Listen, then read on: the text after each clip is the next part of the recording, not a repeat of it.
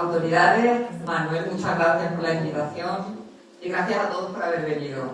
Voy a hacer voy a continuar hablando con de las rogativas y nos vamos a entrar por el siglo XIX, vamos a entrarnos por un nuevo tiempo, finales del siglo XVIII, principios del siglo XIX y un año que nos afectará a todos en Andalucía desde el año 1800, que es la gran epidemia de fiebre amarilla. Ahí se produce un momento de inflexión, de fractura completa con respecto a lo que había sido hasta el momento las convocatorias públicas por rogativas con motivo de enfermedades, generalmente de epidemias, ¿no?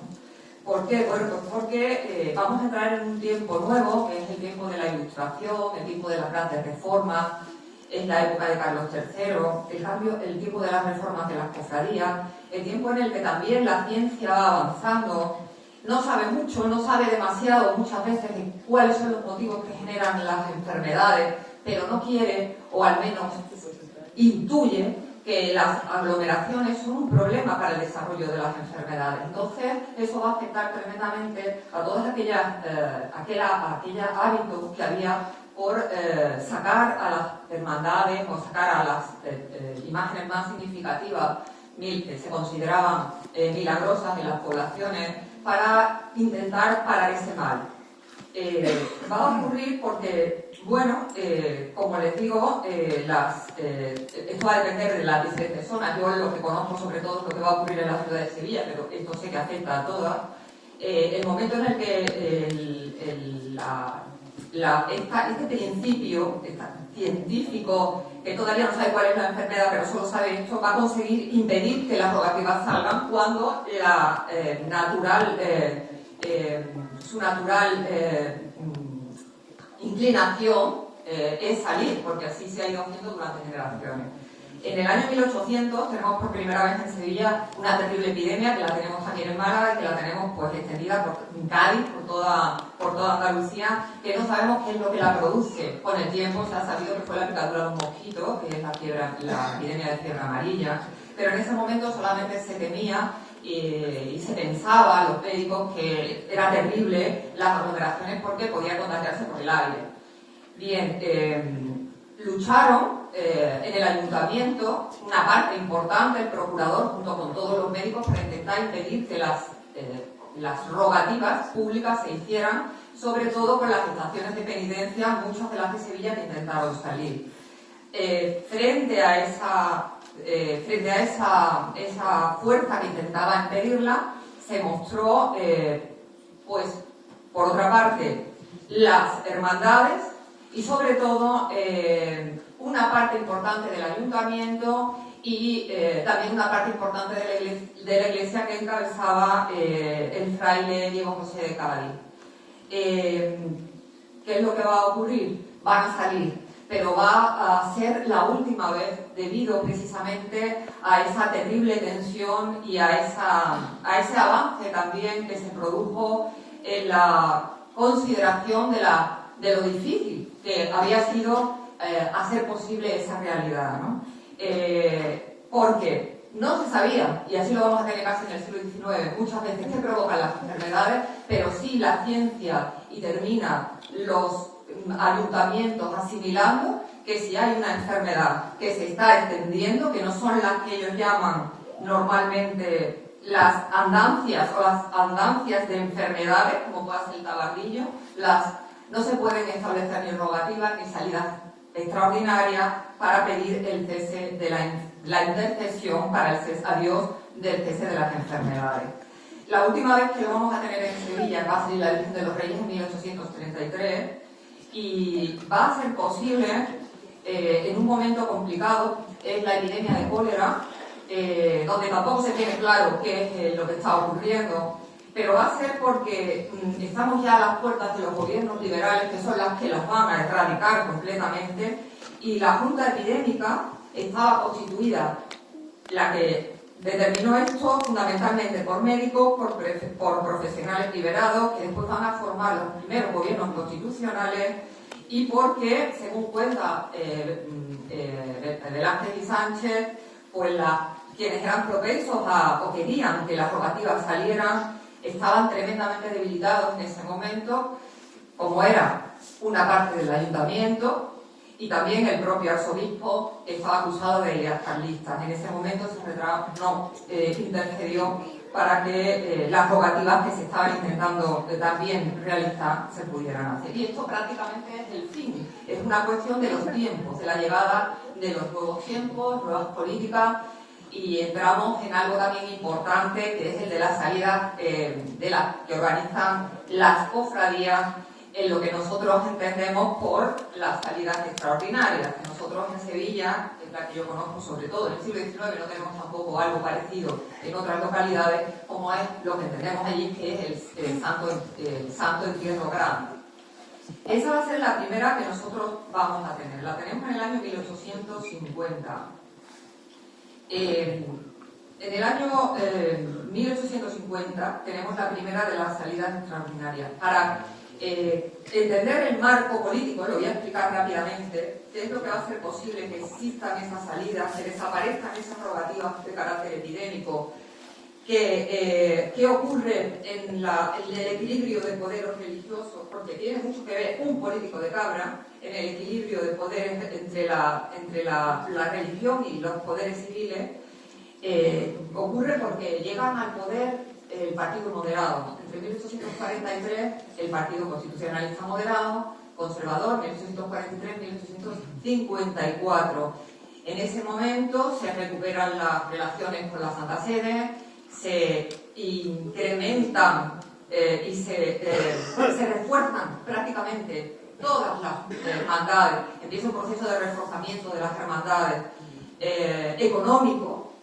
Y en ese tiempo empiezan ya a planificar las subvenciones que van a empezar a recibir. Porque, bueno, pues son andaluces los que van a constituir el poder, especialmente sevillanos y malagueños. Les sonará Bravo Murillo, son todos abogados de la Universidad de Sevilla.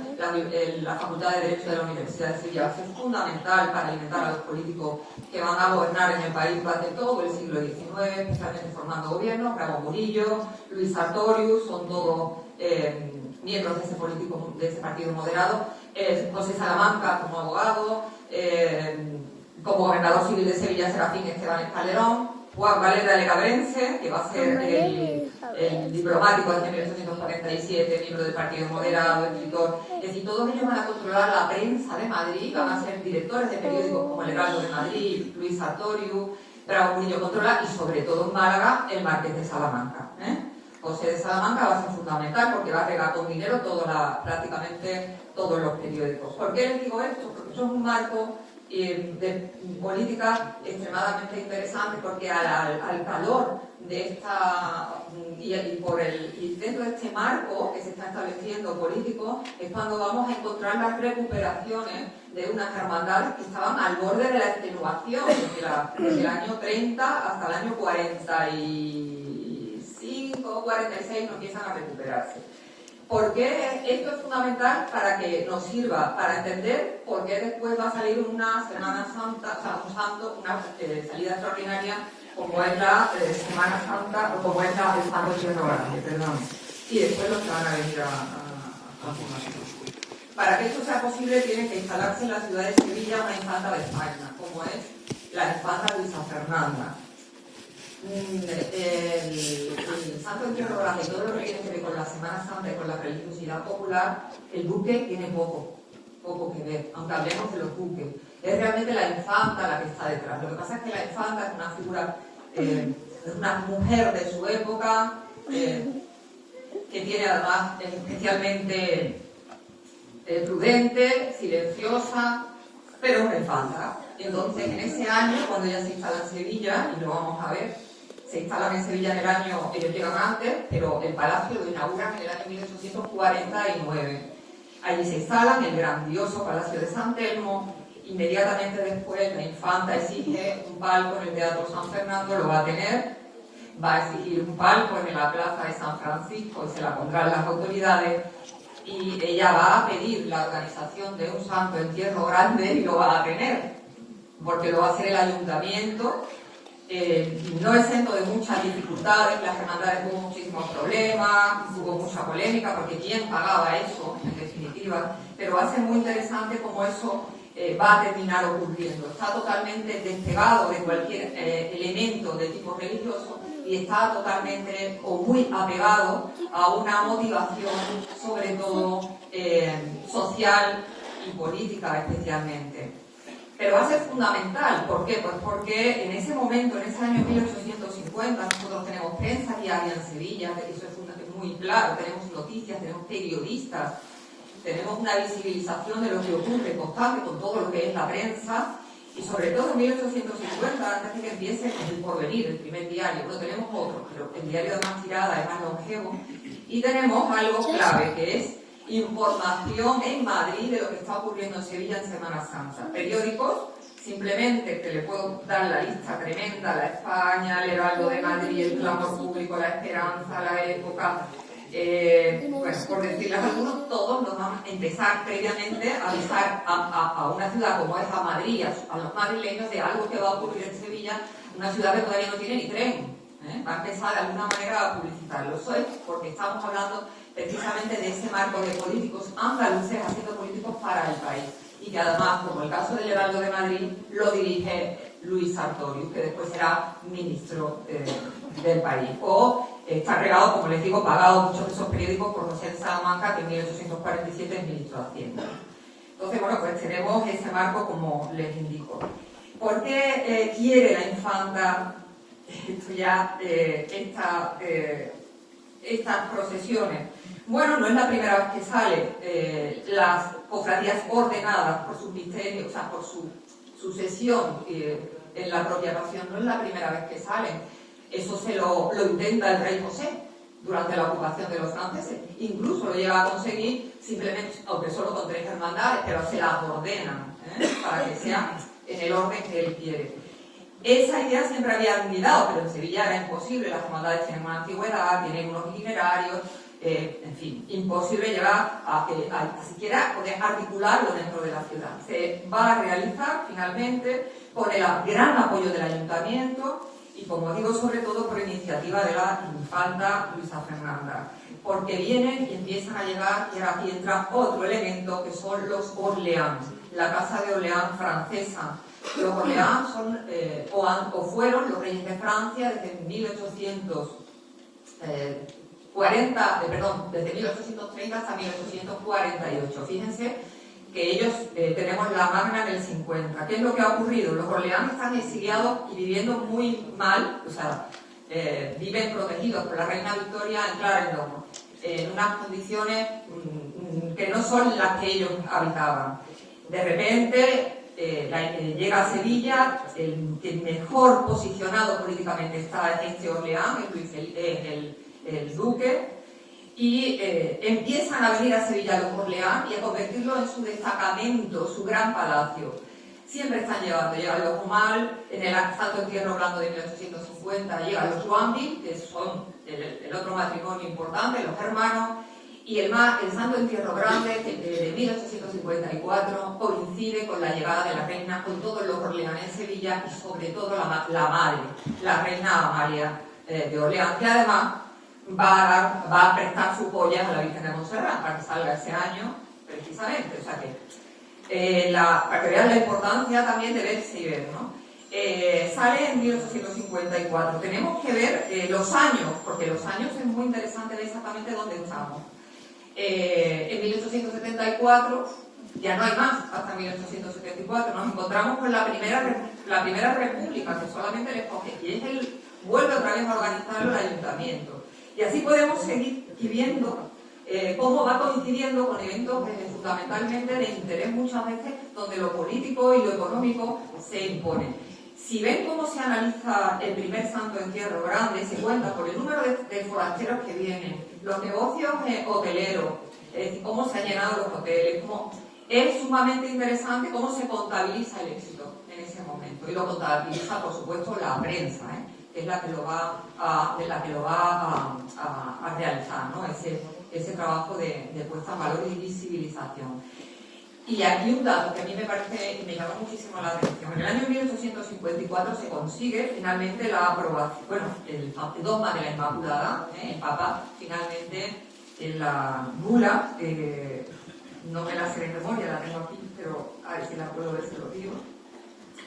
1800 se consigue, el 8 de diciembre se promulga la bula definitiva de la Inmaculada, 8 de diciembre de 1854. Eso hubiera sido un motivo en una ciudad como Sevilla, que había sido la primera que había declarado por sí misma el dogma de la Inmaculada y que había estado luchando por él, pues para haber realizado toda una serie de procesiones extraordinarias.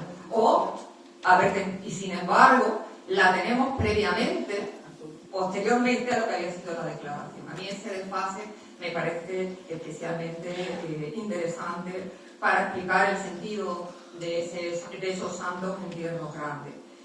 Otra cuestión que me interesaría, son muchas, no les quiero enumerar, pero son muchísimos, pero siempre hay que ir viendo, como les digo, en ese interés que pueda haber, cuáles son las razones que en esos momentos, al menos primeros, ya después, pues nos vamos a encontrar otras motivaciones religiosas unidas, o que conjugan, o en los que se unen todos, ¿no?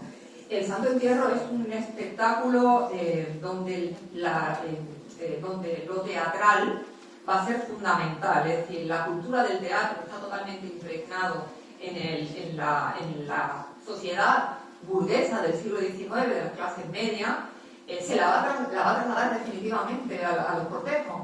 Y aquí podemos ver cómo sale en el 54, pues hay niños vestidos de ángeles, hay sibilas, hay toda una serie de personajes relacionados y vestidos como se vestían en el teatro, tanto que en Sevilla terminan desapareciendo estos cortejos en el año 65 ya, desaparecen porque existen toda una serie ya de quejas porque lo consideran anacrónico, lo consideran desfasado, que distrae totalmente al sentido de lo que se está viendo, pero que es el resultado, como les digo, de haber sido construido por esa sociedad del siglo XIX, dependiente del teatro y en este marco de trabajo que les acabo de explicar. Y yo ya, no sé, yo creo que ya, sí, nada tiempo a explicar el marco y nada más. Muchas gracias, Rocío. Gracias, también se ha aplicado